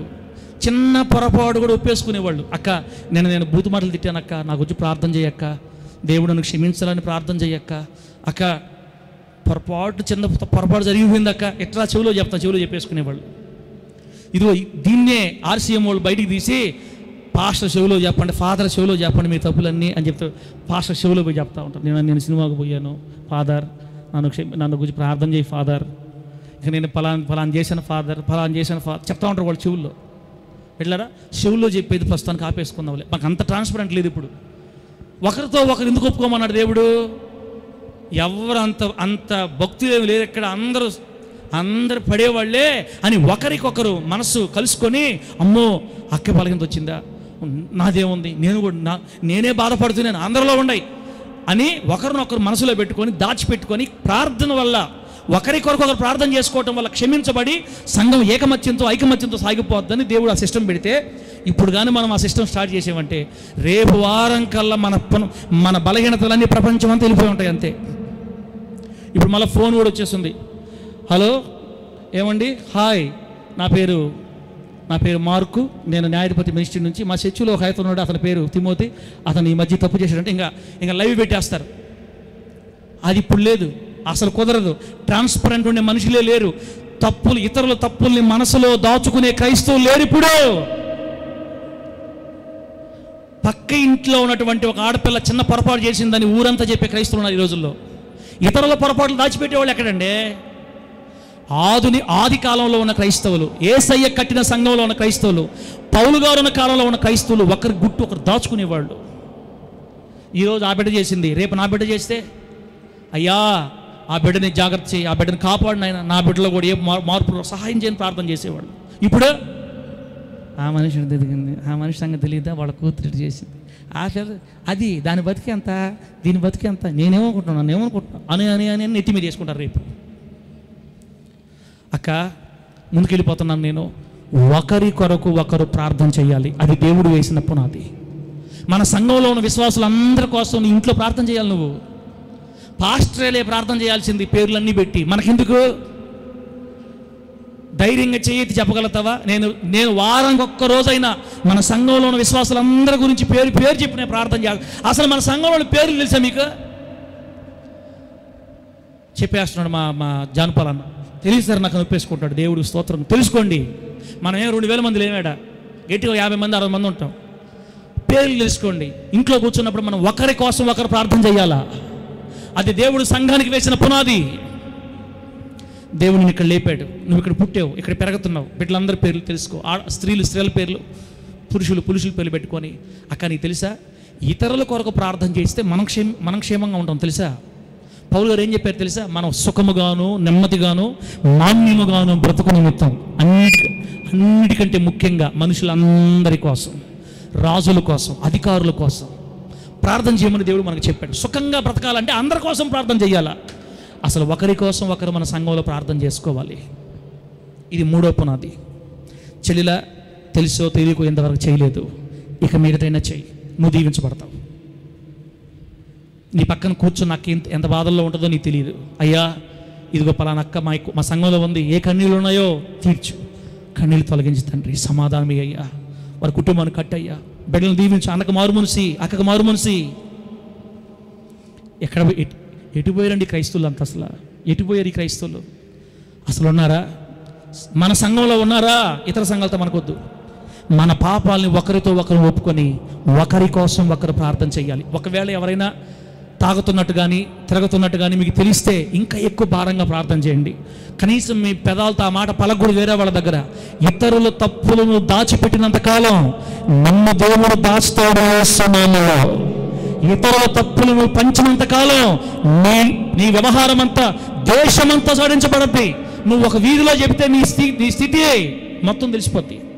కాబట్టి ఒకరి పాపాలు ఒకరి మనసులో దాచుకోవాలి, ఒకరి కోసం ఒకరు ప్రార్థన చేయాలి. ఇది మూడో పునాది దేవుడు వేసిన సంఘానికి మూడో పునాది. ఇప్పుడు మూడు చెప్పాను బిడ్డరావు, చెప్పండి. ఫస్ట్ ఏంది? మనము సంఘానికి మొదటి పునాది ప్రేమ, రెండో పునాది సమాధానం, మూడో పునాది ఒకరి కోసం ఒకరు ప్రార్థన చేయాలి. నాలుగో సంగతి చెప్తున్నాను. నాలుగో సంగతి బిడ్డరా, రోమపత్రిక 12వ అధ్యాయం 10వ వచనం. రోమపత్రిక 12వ అధ్యాయం 10వ వచనం. ఫిలిప్పి పత్రిక 2:3, మొదటి పేతురు పత్రిక 5:5, ఫిలిప్పి 2:3, మొదటి పేతురు 5:5 ప్రకారం ఘనత విషయంలో ఒకరినొకరు గొప్పగా ఎంచుకోవాలి. ఇది నాలుగోది ఐదోదా? నాలుగోది. ఘనత విషయంలో మనం ఒకరినొకరు గొప్పగా ఎంచుకోవాలండి సంఘంలో. అంటే ఎవరిని కూడా మనం కించపరచకూడదు. అక్క మీరు చాలా ప్రార్థన పరులు, అక్క మీరు చాలా నమ్మకంగా ఉంటారు, అక్క మీరు మందిరికి చాలా ముందు వస్తారు, అక్క మీరు అసలు ఎవరి జోలికి వెళ్ళరు అక్క, అక్క అన్నా అన్నా. ఒకరిని ఒకరు ఘనత విషయంలో గొప్పగా ఎంచుకోమని దేవుడు చెబితే ఇశ్రాయేల్ పాస్టర్ చర్చికి అందరూ వాళ్ళే వస్తారంటే అంటుండే. ఏం చేద్దాం ఈ బాధలు ఇప్పుడు? అసలు నాకు అర్థం కావట్లేదు. అందరూ వాళ్ళే అంటే ఏమన్నా రాక్షసులు వస్తున్నారా లేకపోతే పిశాసులు వస్తున్నారా? ఇది ఇక్కడ కాదులే, ముత్తుకూరు ఎక్కువ ఉంటుంది ఈ బాధ. అంటే మనుషులా లేకపోతే ఏమన్నా వేరే జాతే? ఘనత విషయంలో ఒకరినొకరు గొప్పగా ఎంచుకోమని దేవుని వాక్యం చెప్తే సంఘాలలో ఉండే వాళ్ళ చూపులు మారిపోతాయి, మాటలు మారిపోతాయి. ఒక రాజకీయ నాయకుడు వీడియో నేను చూసా. చిన్న బిడ్డను ఎత్తుకొని మాట్లాడి ఆ చిన్న బిడ్డను వాళ్ళ అమ్మకి ఇచ్చి చిన్న కింద నిదానంగా శానిటైజర్తో కడుక్కుంటాడు చేతులు. ఒరే నాయనా, ఏ సమాజంలో ఉన్నారా తండ్రి మనం? చిన్న బిడ్డను ఎత్తుకొని మళ్ళీ చేతులు కడుక్కో, ఏడొచ్చేస్తుంది జబ్బని. వాళ్ళకంటే నీతి తెలియదులే, వాళ్ళకి వాక్యం లేదు, వాళ్ళు చేస్తారు. దేవుని బిడ్డ నీకేమైంది? దేవుని బిడ్డ మనకేమైంది? ఘనత విషయంలో ఒక్కడినొక్కడు మనం గొప్పగా ఎంచుకోవాలి. ఇతరులు నేను పొగడుతున్నాను అనుకో, నువ్వు ఒప్పుకోకూడదు. అమ్మా మాట్లాడొద్దు, నన్ను పొగడొద్దు, నువ్వు కూడా చిన్నదానివా అక్క, నువ్వు కూడా నమ్మకంగా ఉన్నావు, నువ్వు క్రమంగా ఉన్నావు, దేవుడు నిన్ను ఆస్వాదించాడు, నువ్వు చక్కగా ఉంటావు అక్క, నువ్వు బాగా ప్రార్థన చేస్తావు, నువ్వు బాగా పాటలు పాడతావు, ఏది ఉంటే అది. ఒకరినొకడు గణపరుచుకుంటే సంఘం అభివృద్ధి చెందదే. ఒకరినొకరు గౌరవించుకుంటే సంఘం అభివృద్ధి చెందది. ఒకేసారి వచ్చింది ఆ మనిషి సూపులతో చంపారు. అదే లాస్ట్ వారం చర్చికి రావడం ఆ మనిషి అక్కడ వెళ్ళిపోయింది కట్టస్లాగా. ఓ నాయన ఆ సంఘాలు ఏందన్నా అట్లా చూస్తున్నారు, సూపులతోనే చంపేస్తున్నారు నాయన. అసలు ఆ మందిరికి వెళ్ళలేకపోతున్నాం, ఎవరు మాట్లాడలేదు, ఎవరు పట్టుకోవడం, అదొక రకంగా చూస్తున్నారు అసహ్యని. సంఘం అభివృద్ధి చెందాల్సింది పోయి సంఘం క్షీణించిపోతుంది. సంఘాలు అభివృద్ధి చెందలేకపోవడానికి కారణం ఎవరో తెలుసా? ఇశ్రాయేల్ పాస్టర్ కాదు, సంఘంలో కూర్చోండే మీరే. ఘనత విషయంలో ఒకరినొకరు గొప్పగా ఎంచుకోమని దేవుడు సంఘానికి పునాది వేస్తే, నువ్వు ఇతరులు పొగడుతున్నావా, ఇతరులను గణపరుస్తున్నావా, లేకపోతే కించపరుస్తున్నావా? దేవుడికి లెక్క చెప్పాలి బిడ్డ, దేవునికి లెక్క చెప్పాలి, దేవునికి లెక్క చెప్పాలి. తర్వాత సంగతి, ఐదో సంగతి మాట్లాడుకుందాం. ఇది మీరు చాలా విషయాలు బిడ్డ చాలా ఉన్నాయి కానీ నేను అన్నీ చెప్పను, కొన్ని మెయిన్ చెప్తాను బిడ్డ. మొదటి పేతురు పత్రిక 4వ అధ్యాయం 9వ వచనం. మొదటి పేతురు పత్రిక 4వ అధ్యాయం 9వ వచనం, గలతీ పత్రిక 6వ అధ్యాయం 9వ వచనం ప్రకారం విశ్వాస గృహానికి చెందిన వారి మీద సణుక్కోకుండా, విశ్వాస గృహమునకు చెందిన వారి మీద సణుక్కోకుండా, మేలు చేస్తూ సనగకుండా ఆతిథ్యం చెయ్యాలి. ఒక్క మాటలో చెప్పాలంటే విశ్వాస గృహము అంటే సంఘం. దేవుని మందిరంలో ఉన్న దేవుని బిడ్డల మీద నువ్వు ఎప్పటికీ సనగకూడదు. గుర్తుపెట్టుకో, ఎప్పటికీ సనుగులు ఉండకూడదు సంఘంలో. మనకి అవసరమైతే మనమే నష్టపోవాలి, అవసరమైతే మనమే బాధలు పడాలి. వాళ్ళు తెలిసి చేసినా తెలియక చేసినా బిడ్డ, ఇదే పరలోకం అంటే, ఇదే దేవుడు అంటే, ఇదే దేవుని సంఘం అంటే, ఇదే దేవుని మాట అంటే, ఇదే పునాదంటే. ఆయన తన ప్రాణాన్ని సైతం మన కోసం పెట్టినప్పుడు సనక్కుండా ఉండలేవా? సంఘంలో సనక్కుండా ఉండలేవా? యేసయ్య నీ కోసం నా కోసం తన ప్రాణమే పెట్టాడు కదమ్మా, నువ్వు సనక్కుండా ఉండలేవా సంఘంలో? విశ్వాస గృహముకు చెందిన వారి మీద సనక్కూడదు. వారికి మేలు చేయాలి, వారికి ఆతిథ్యం ఇవ్వాలి.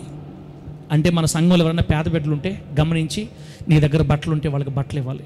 మన సంఘంలో ఎవరైనా ఇబ్బందుల్లో ఉంటే గమనించి ఆహారం లేకపోతే ఆహారం పెట్టాలి. మన సంఘంలో ఎవరైనా కన్నీళ్లతో ఉంటే గమనించి నీ దగ్గర ఉన్న 1000 రూపాయలు 500 ఇచ్చి ఆదుకోవాలి. విశ్వాస గృహమునకు చెందిన వారిని ఆప్యాయంగా పలకరించుకోవాలి. ఆప్యాయత, సంఘంలో ఒకరి మీద ఒకరికి ఆప్యాయత ఉండాలి. జానపాలన మనకు ఆప్యాయత ఉందా మనకి ఎవరి మీద? అంటే మన సంఘంలో ఉన్న వారి మీద మనకు నిజంగా ఆప్యాయత ఉందా? ఇప్పుడు మీరు ఆలోచించుకోండి. అసలు పరలోకం పోతామా లేదా కూడా డౌటే మనకి. అంటే పేరుకే క్రైస్తవులుగా మందిరాలకు వచ్చి ఆ అరగంట కూర్చొని వాక్యం వెళ్ళిపోతున్నాం, కానీ నిజంగా మనలో ఆప్యాయత లేదు. నిజంగా మనలో సణుగులు లేకుండా, ఏమండి, ప్రతి చిన్నదానికి సణుగులు, మైకి ప్రార్థన ఈగిపోతే సణుగులు, నడిపింపు ఈగిపోతే సణుగులు, సాక్ష్యాలు ఇవ్వకపోతే సణుగులు, పాటలు ఈగిపోతే సణుగులు. ఏమి నేర్చుకున్నారండి దేవుడి దగ్గర? ఏవి నేర్చుకున్నాం మనం దేవుడి దగ్గర? మైక్ కోసం దేవుని మందిరంకి వస్తున్నావా? పరలోకం కోసం దేవుని మందిరంకి వస్తున్నావా? పాటలు పాడడానికి యేసయ్యని నమ్ముకున్నావా? పరలోకం పోవడానికి యేసయ్యని నమ్ముకున్నావా? పాస్టర్ గారి చేత గౌరవించబడ్డానికి యేసయ్యని నమ్ముకున్నావా? పరలోకం పోవడానికి యేసయ్యని నమ్ముకున్నావా? ఏమైపోయింది మన మనసు ఈ రోజున? ఆప్యాయత లేదు సంఘంలో, సణుగులు అయిపోయినాయండి. బిడ్డలారా, 5వ చెప్తున్నాను, విశ్వాస గృహానికి చెందిన వారి మీద సణక్కుండా వారికి మేలు చేసి ఆతిథ్యం ఇచ్చి ఆప్యాయంగా పలకరించుకోవాలి. ఇది 5వది, ఆప్యాయంగా పలకరించుకోవాలి. అసలు ఉదయం మందిరంకి వచ్చారు మీరు, ఒకరికొకరు వందనాలు చెప్పుకున్న వాళ్ళు ఉన్నారా సంఘంలో? మన మందిరంకి వస్తున్నాం కదా, నేను రాకముందు చాలామంది వచ్చి ఉంటారు. నీ పక్కనే పోయి అక్క పక్కనే కూర్చుంటావు, వందనాలు అక్క అని పక్క నుండి వాళ్ళకి వందనాలు చెప్తావా? నా నయమక్క నువ్వు చెప్పావా? బిడ్డకు చెప్పావా? ఈరోజు ఎవరికైనా చెప్పావా? సంఘంలో ఎవరికైనా చెప్పావా? ఎంత మంచి వాళ్ళు అంటే మన వాళ్ళు స్వస్థం అంతే, వందనాలు కూడా చెప్పరు. ప్రైజ్లాడు అక్క, వందనాలక్క, వందనాలమ్మ చెప్పరా? సంఘంలో ఆప్యాయంగా పలకరించుకోరా? నీ ఆప్యాయతే కదా వాళ్ళ మరలా ప్రభు దగ్గర తీసుకొని వస్తుంది. కొత్తగా వచ్చిన వాళ్ళంటే వాళ్ళకి తెలియదు కాబట్టి వదిలేయండి. మహాముదుర్లు ఎప్పటి నుంచా? భూమి పుట్టిన కాడి నుంచి దేవుడు పెట్టలే. మనం కూడా అట్టే ఉంటేట, అన్న మమ్మల్ని తిడుతున్నావా, మమ్మల్ని పొగడుతున్నావా, ఏం చేస్తున్నావు మమ్మల్ని, నాకు ఏం అర్థం కావట్లే. మాకు తిట్టొద్దని దేవుడు చెప్పాడు కాబట్టి వదిలేసేలే. తిట్టినట్టే చెప్తున్నాను కానీ తిట్టట్లా. ఎందుకంటే మనలో కూడా, నాలో కూడా కొన్ని పొరపాట్లు ఉంటాయి. అన్నీ సరి చేసుకుందాం. ఒకవేళ ఉంటే అందరూ నేర్చుకోవాల్సిందే. సంఘానికి దేవుడు వేసిన పునాది ఒకరినొకరు ఆప్యాయంగా పలకరించుకోవాలి.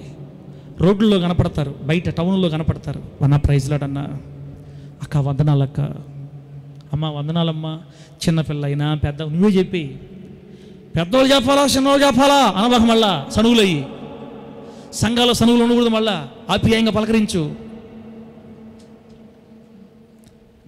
మనకు కీడు చేసినా మనం మేలు చేద్దాం వాళ్ళకి. నా మాటలు అర్థమైతే గట్టిగా హల్లెలూయా అని చెప్పండి. ఇది నా మాట కాదక్క, దేవుని మనసు, యేసయ్య మనసు. ఇది నిజంగా నీ తండ్రి మనసు నువ్వు కలుగుంటే ఇది నీ జీవితంలో ఉండాలి. ఆప్యాయంగా పలకరించుకోవటం ఉండాలి, ఒకరినొకరు గొప్పగా ఎంచుకోవటం ఉండాలి, ఏక మనసుతో ఉండాలి. వెళ్ళారా? ఒకరి కోసం ఒకరు ప్రార్థన చేసుకోవాలి, సమాధానం ఉండాలి, ప్రేమ ఉండాలి. ఏది సంఘాల్లో వానికి చూడండి, ఆమేన్ అంటే ఒక్క కనపడరాడా? ఎన్నైనా చెప్పు, నువ్వు మేము మారం సార్ అంతే, మేము మారం. గలతీ పత్రిక 6:2 ప్రార్థన చేసుకుందాం బిడ్డలారా. గలతీ పత్రిక 6:2 నంబర్ నాకు తెలీదు. గలతీ పత్రిక 6:2లో ఏముందంటే, మనం ఒకరి భారాల్ని ఒకరు భరించాలి. అబ్బా, ఒకరి భారాల్ని ఒకరు భరించాలి. నీ పక్కనుండే సంఘంలో ఉన్న బిడ్డ ఏదైనా భారాల్లో ఉంటే వీలైతే ఒక భారమైనా నువ్వు భరించు అని చెప్తున్నాడు యేసయ్య. ఎఫెసీ పత్రిక 4:32 ఒకరి ఎడల ఒకరు దయ కలిగి ఉండాలి. దయ, జాలి, ఒకరి భారాలను ఒకరు భరించాలి, ఒకరి ఎడల ఒకరు దయ కలిగి ఉండాలి. అమ్మ దయ ఉందా?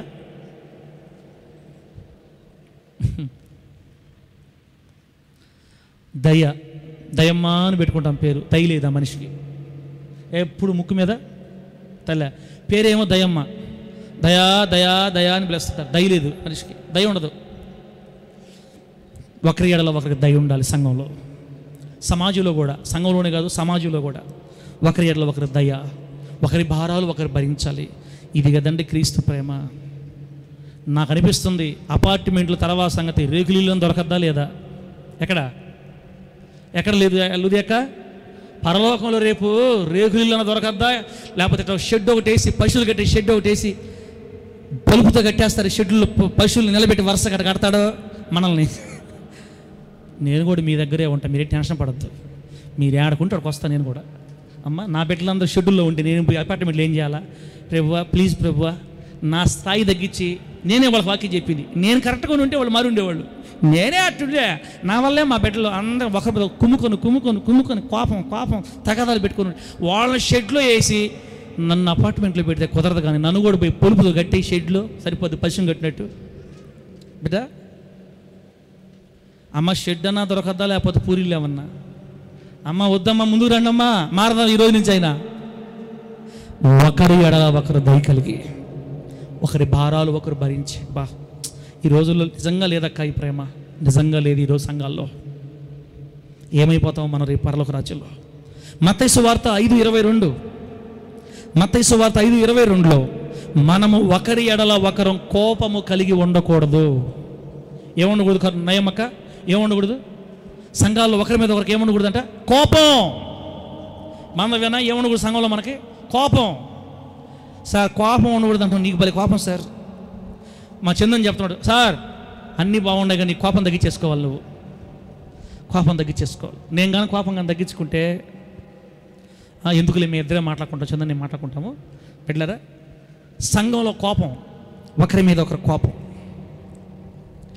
గుండె మీద చెయ్యేసుకొని యేసయ్య శరీరం దగ్గరకు వచ్చినప్పుడు నువ్వు ప్రార్థన చేయి. ప్రభు నీకు చెప్తాడు ఎవరి మీద కోపంతో తిట్టావో, ఆ కోపం నిన్ను ఎట్ట చేసిందో.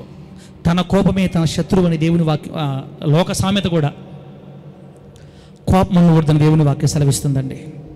బిడ్డలారా, కొలస్సీ పత్రిక 3:13లో, కొలస్సీ పత్రిక 3:13లో మనం ఒకరిని ఒకరం క్షమించుకోవాలి. మనుషులం కాబట్టి అప్పుడప్పుడు కోపం వస్తుందక్క. కోపమే లేకుండా ఉండే ఒకవేళ నిజంగా మన కోపం కానీ లేకపోతే మనం దేవదూతలమే కానీ మనుషులమే కాదు. దేవదూతలకే కోపం రాదు, మనుషులు ఖచ్చితంగా కోపం వస్తుంది. అదేం సార్ కోపం ఉండకూడదు అంటావు, మళ్ళీ కోపం వస్తుంది అంటావు అంటే మమ్మల్ని కోపం తెచ్చుకోమంటున్నావా, ఆపేయమంటున్నావా? ఆపే. కానీ అప్పుడప్పుడు తెలియకుండా వచ్చిందనుకో, ఒకరిని ఒకరు క్షమించాలి. మళ్ళీ కోపం వస్తే కోపపడండి కానీ పాపం చేయొద్దని చెప్పింది వాక్యం. సూర్యుడు ఉదయించిన తర్వాత కోపపడితే సూర్యుడు అస్తమించే లోపు నువ్వు మరలా ఆ వ్యక్తితో సమాధాన పడాలి అని చెప్పింది వాక్యం. బిడ్డలారా, ఒకరిని ఒకరం క్షమించుకోవాలి. ఈ సంఘంలో, సమాజంలో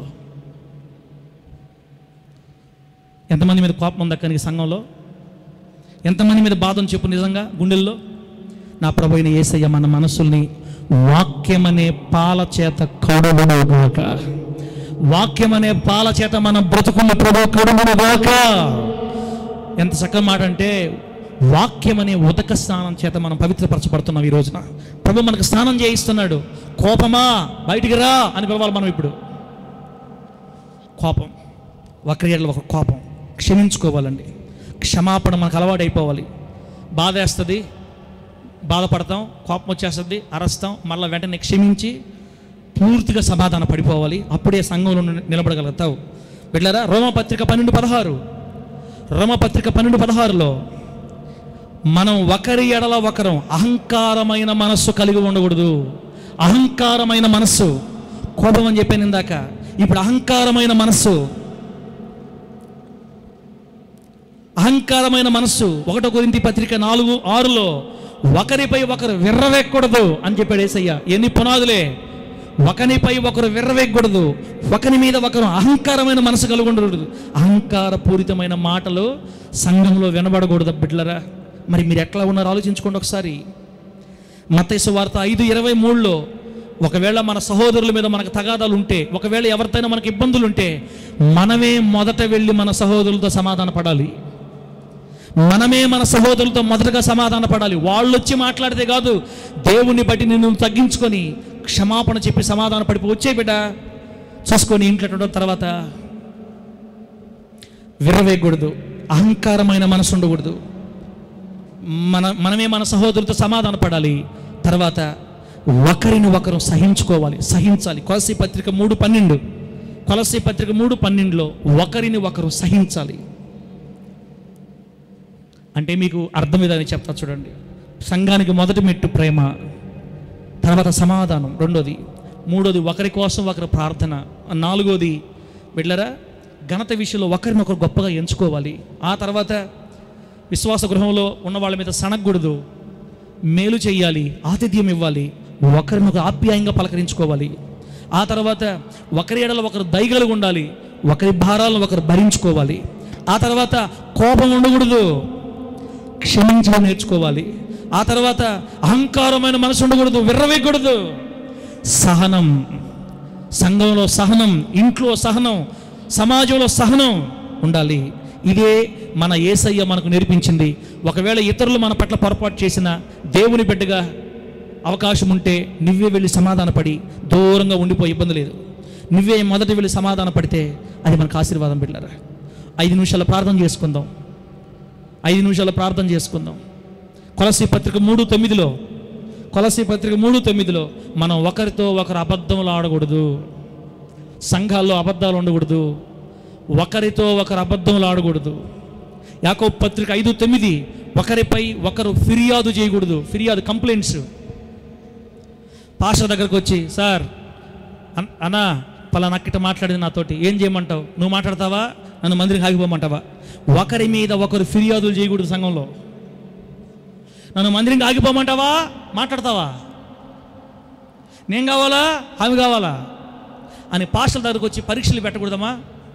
ఒకరి మీద ఒకరు ఫిర్యాదులు చేయకూడదని సంఘానికి దేవుడు పునాది వేశాడు. ఎక్కడ? యాకోబు పత్రిక 5:9. బిడ్డ, ఏవైనా ఫిర్యాదులు ఉంటే ఇప్పుడే నీ మనస్సులో నుంచి అవి కొట్టివేయబడను గాక. నీ పొరుగు వారి మీద, సంఘంలో ఉన్న వారి మీద ఏదైనా బాధలుంటే ఇప్పుడే నువ్వు మర్చిపోదుగాక. ఇప్పుడే సమాధానంతో నింపబడదును గాక. ఒక్కరు కూడా ఆమె చెప్పట్లా. అంటే ఇష్టం లేదులే, ఇష్టం లేదు సమాధానంగా ఉండటం, ఆప్యాయంగా పలకరించుకోవటం, ప్రేమించడం, సహించడం, సహనం కలిగి ఉండటం. బిడ్డలారా వాళ్ళకు మనకు కీడు చేసినా మనం మేలు చేయటం ఇష్టం లేనట్టుంది. ఆమెనని చెప్పట్లా. ఇష్టం ఉంటే ఆమెనని చెప్పండి గట్టిగా. హల్లెలూయా చెప్పండి గట్టిగా. హల్లెలూయా. పోతాం పరలోకానికి. ఎవరు ఇప్పుడు చెప్పండి? ఒక్కటైనా ఉందా మనలో? సింగిల్ ఒక్కటైనా నాకు తెలిసి లేదు. ఎవరిలో కూడా లేదు. మానవ నైజం పనిచేస్తుంది బిడ్డ మనలో. అందుకే మనం ఒకేసారి కలిగి ఉండలేము. సాధన చేయాలి, భక్తి సాధన. ఇవన్నీ మనం సాధన చేసి అలవాటు చేసుకోవాలి బిడ్డ. ఎవరితో మనం అబద్ధాలు ఆడకూడదు, ఒకరి మీద ఒకరు ఫిర్యాదులు చేయకూడదు, ఒకరికి ఒకరు విరోధంగా మాట్లాడుకోకూడదు. యాకోబు పత్రిక 4:11 ఒకరి మీద ఒకరు విరోధంగా మాట్లాడకూడదు. మనం రోమపత్రిక 14:13 ఒకరికి ఒక తీర్పు తీర్చకూడదు. అబ్బా, ఏవి పునాదులని సంఘానికి యేసయ్య వేసింది? ఏం పునాదులు ఇవి? ఒకరికి ఒకరు తీర్పు తీర్చకూడదు. మనం ఆమె అలా ఉంది, ఈమె ఇట్లాంటిది, వాడు ఇట్లాంటాడు, ఆమె ఇట్లాంటిది. తీర్పు తీర్చకూడదు సంఘంలో. నువ్వు తీర్పు తీర్చే అధికారం ప్రభు మనకి లేదు. వెళ్ళరా మొదటి తెస్సలోనికయులకు రాసిన పత్రిక 5:15 మొదటి తెస్స 5:15 మనం ఒకరికి ఒకరం ప్రతి కీడు చేయకూడదు. కీడుకు ప్రతి కీడు చేయకూడదు. ఒకవేళ నిన్ను ఇబ్బంది పెట్టినా, నీకు కీడు చేసినా బిడ్డ, ఆ సహనం లేదు రావాలి మనలో, ఆ సమాధానం రావాలి. ప్రభువుతో నువ్వు అంటు కట్టబడే కొలది కోపం తొలగిపోద్ది. యేసయ్య లోపలికి వచ్చే కొలది ద్వేషం తొలగిపోద్ది. ప్రభు కోసం రోషంగా బతుకోవాలని ఆ వాక్యపు లోతుల్లోకి వచ్చే కొలది నీకు కీడు చేసిన వారిని కూడా ప్రేమించగలిగే మనసు దేవుడు నీకు ఇస్తాడు. మనకు అన్యాయం చేసినా మనం వాళ్ళకి అన్యాయం చేయకూడదు. మనకు కీడు చేస్తే వాళ్ళకి మనం ప్రతి కీడు చేయకూడదు. క్రీస్తుని బట్టి మనం ప్రేమించాలి. దేవుడి నామానికి మహిమ కలుగును గాక. చెప్పండి గట్టిగా హల్లెలూయా. సమరయ స్త్రీ ఎవరక్క? సమరయ స్త్రీ అంటే అనగానే మనం ఏమనుకుంటాం? ఆమె ఒక వేశ్య, ఒక వ్యభిచారిణి, 5 మందిని మార్చింది అని చెప్తారు. సరే, మీ లెక్క ప్రకారం ఆమెను మనం వ్యభిచారం అనుకున్నా, యేసయ్య ఆమెను ద్వేషించాడా, ప్రేమించాడా? యేసయ్య ఆమెను ద్వేషించాడా, ప్రేమించాడా? అమ్మా, దాహం వేస్తుంది, నీళ్ళు ఇస్తావా? అయ్యా, మేము వెలివేయబడిన వారిమి, మేము సమరయులమి, మీరు మమ్మల్ని అసలు లెక్క చేయరు, మీకు క్యాస్ట్ ఫీలింగ్ కదా, ఈ యూదులు అసలు మమ్మల్ని పట్టించుకోరు కదా, మమ్మల్ని వెలివేస్తారు కదా, మీరేంటి నువ్వు యూదులు వేయండి నన్ను నీళ్ళు అడుగుతున్నావు అంటే, యూదులందరూ సమరయుల్ని క్యాస్ట్ ఫీలింగ్ చేసి వేరు చేస్తే వెతుక్కుంటూ వచ్చాడు ప్రాణప్రియుడు. అది యేసయ్య ప్రేమ. వ్యభిచారిని సైతం ప్రేమగా మాట్లాడగలిగిన దయ, వ్యభిచారిని సైతం ప్రేమగా పలకరించేంత ప్రేమ. రాళ్లతో కొట్టబడి చావవలసిన స్థితిలో ఉన్నటువంటి ఒక ఆమెని ప్రభు దగ్గర పట్టుకొని వస్తే ఏమన్నాడు? కొట్టండ్రా అన్నాడా? ఏమన్నాడమ్మా? మీలో పాపము చేయని వారెవరో మొదటి రాయి ఆమె మీద వేయండి. ఏమైపోయింది అక్క వాక్యం మనలో? అన్న ఏమైపోయింది వాక్యం? ఎందుకు అంత నవత మాట్లాడుతున్నారు, అంత కిండలు చేసి మాట్లాడుతున్నారు? ఎందుకు ఇతరులని, పాపంలో పడిన వారిని గురించి అంత హేళనగా మాట్లాడుకుంటున్నారు ఎందుకు? మీరు బాగున్నారనే, మన పిల్లలు బాగున్నారనే, వాళ్ళు చెడిపోయారనే? నా 2 చేతులు జోడించి చెప్తున్నానక్క, పాపంలో పడిన వారిని గురించి నువ్వు ఎంత తక్కువగా మాట్లాడితే నీకు అంత క్షేమం, వారిని గురించి నువ్వు ఎంత ఎక్కువ ప్రార్థన చేస్తే నీకు అంత ఆశీర్వాదం. వ్యభిచారం అందు పట్టబడిన స్త్రీని కూడా, అమ్మా ఇంతవరకు చేస్తే చేసావు, ఇక మీదట పాపం చేయొద్దు, సమాధానంగా వీళ్ళని జీవాన్ని ప్రసాదించి రక్షణను ప్రసాదించి ఆ బిడ్డను ప్రభు కాపాడుకుంటే, మనమేమో చిన్న పొరపాట్లు చేసిన వాళ్ళని కూడా ఊరంతా సాడి చెప్తున్నాం. వాళ్ళు మన కీడు చేయకపోయినా మనం వారి కీడుని కోరుకుంటున్నాం. ఎవరు చెప్పారక్క పరలోకం పోతారని? ఎవరు చెప్పారు? మనం పరలోకం పోతామని ఎవరు చెప్పారని?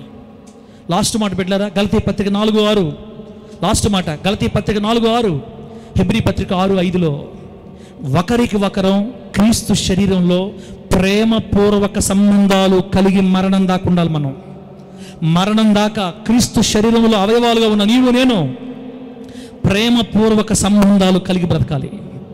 అంతే. ప్రేమతో స్టార్ట్ చేశాడు దేవుడు, ప్రేమతోనే ముగిస్తున్నాడు. అక్క నీ జీవితం ఒక కొవ్వొత్తులాగా ఉండాలి సంఘంలో. ఆ అక్క ఎవరిని బాధ పెట్టేది కాదు, ఆ అన్న ఎవరిని కించపరిచి మాట్లాడేవాడు కాదు. మా చెవులతో ఆ అన్న ఇతరుల్ని కించపరచడం మేము వినలా అని చెప్పాలి రేపు నీ సమాధి దగ్గర సాక్ష్యం. ఆ అక్క ఇతరుల గురించి హేళనగా మాట్లాడినట్టు ఎన్ని సంవత్సరాలుగా మా చెవులతో మేము వినలా. ఆమెకున్న దాంట్లోనే బట్టలు ఇచ్చింది, ఆమెకున్న దాంట్లోనే అప్పుడప్పుడు డబ్బులు ఇచ్చి ఆదుకుంది, ఆమెకున్న దాంట్లోనే అన్నం పెట్టింది, ఆమెకున్న దాంట్లోనే ఎంతో సంఘాన్ని ఆదరించింది. దోర్కా చనిపోయింది అపోస్తల కార్యాల్లో. దోర్కా చనిపోయి శవాన్ని కడిగి ఆమెని మేడగదిలో పరుండి పెడితే ఆమె చేత మేలులు పొందిన వాళ్ళందరూ వచ్చి ఆ శవం దగ్గర ఏడుస్తున్నారు. ఆ శవం దగ్గర ఏడుస్తున్నారమ్మా, అయ్యో తల్లి బతుకున్నప్పుడు ఇదిగో ఈ వస్త్రాలు మాకు కుట్టించింది, ఇదిగో ఈ వస్త్రాలే తల్లి ఇచ్చిందని అందరూ విధవరాళ్ళు అందరూ వచ్చి అక్కడ ఏడుస్తున్నారు. గ్రామం ఏడుస్తున్నారు చనిపోతే. రేపు నువ్వు నేను చచ్చిపోతే 10 మందిని ఏడుస్తారా? ఏడవరా? జీవితాంతం నీకోసమే బతికితివి. నీ వ్యాపారం, నీ డబ్బులు, నీ ఉద్యోగం, నీ పిల్లలు, నీ కుటుంబం. సంఘంలో ఆప్యాయత లేదు, సంఘంలో ప్రేమ లేదు, ఇతరుల గురించి భారం లేదు, ఇతరుల మీద దయ లేదు, ఇతరుల మీద సహనం లేదు.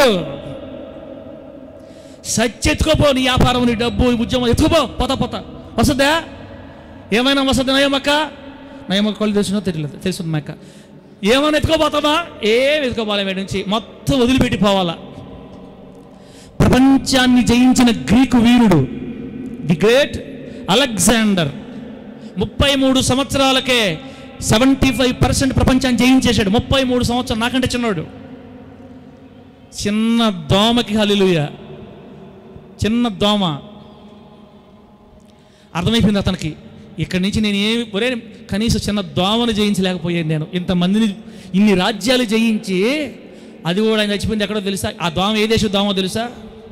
మన దేశపు దోమే గుట్టింది ఆయన్ని. హల్లెలూయా. భారతదేశ దోమలు గుడితే అవుట్. ఇకన అంత కక్ష అసూయలు ఉంటాయి మన దోమల్లో కూడా. ఏమిరా నువ్వు ప్రపంచమంతా జయించడానికి వచ్చి నా భారతదేశం కూడా జయిస్తావా? మేము ఎదగము ఎవరిని ఎదగనేమో కస, మేము ఎవరిని ఎదగనేమో కస, మేము ఎదగము ఎవరిని ఎదగనేమో కస అని పొడిసింది. ఆయన ఇంకా మంచి బాగా చెప్పాల్సింది అలెగ్జాండర్ గారు. ఏ దోమలతోనే పెట్టుకోండి, ఇండియా దోమలతో పెట్టుకోవద్దని చెప్పాల్సింది. చెప్పలా ఆయన. మలేరియా జ్వరం వచ్చి వైద్యులు శత ప్రయత్నాలు చేశారండి. వైద్యులు బ్రతికించలేకపోయారు. ఆయన ఏం చెప్పాడు తెలుసా? నా శవాన్ని మొయ్యాల్సింది డాక్టర్లే, ఎందుకంటే నన్ను వాళ్ళు కాపాడలేకపోయారు. వైద్యం నన్ను కాపాడలేకపోయింది. నేను సంపాదించుకున్న కీర్తి, ఖ్యాతి, వజ్ర వైడూర్యాలు నాతో రావు. నా చేతులు సమాధి పెట్టిలోంచి బయటికి పెట్టండి. 2 చేతులు బయటికి పెట్టండి. నా సమాధి పెట్టిలోంచి చేతులు బయటకు ఉండాలా. ఎందుకంటే ఈ లోకంలో ఏమీ తీసుకుపోలేము. ఎలా వచ్చాం అలా పోవాలి. ఎంత మంచి ఇన్ఫర్మేషన్ అండి ఆయన ఇచ్చింది మనకి. బిడ్డ, సంఘంలో ఉన్న నీవు నేను ఒత్త చేతులతో వచ్చాం, ఒత్త చేతులతో పోవాలి. ఇంకా మాట చెప్పాలంటే దిగంబర స్వామిలాగా వచ్చాం, దిగంబర స్వామిలాగా పోవాలి మనం పత. కాకపోతే పాస్టర్లు ప్రేమ కలిగి మన మీద ఏ కూడా కప్పుతారు? తెల్ల కూడా కప్పుతారు. జీవితాంతం ఎప్పుడు చర్చికి రానుడి మీదకు తెల్ల కూడా కప్పాలి. మనకు బాధ. జీవితం ఎప్పుడు చర్చికి కూర్చుంటాడు, ఆ అక్క కూర్చుంటుంది. ఆ అక్కను బట్టి ఆ అన్న మీద మన తెల్ల బట్ట కప్పాలి. సరే పోనీలే, ఆ గుడ్డన కప్పుతున్నారు మన మీద. ఆ తెల్ల బట్ట తీసుకొని కోట్ల రూపాయల డబ్బు ఆస్తులు భూమి మీద వదిలేసి ఎక్కడి నుంచి వచ్చామో అక్కడికే మరలా తిరిగి వెళ్ళిపోవాలి ఒంటరిగా. నువ్వు వెళ్ళేటప్పుడు ఈ పునాదులే నీతో పాటు వస్తాయి. రేపు ప్రేమ వస్తుంది నీతోటి, సమాధానం వస్తుంది నీతోటి, దయ వస్తుంది, సహనం వస్తుంది.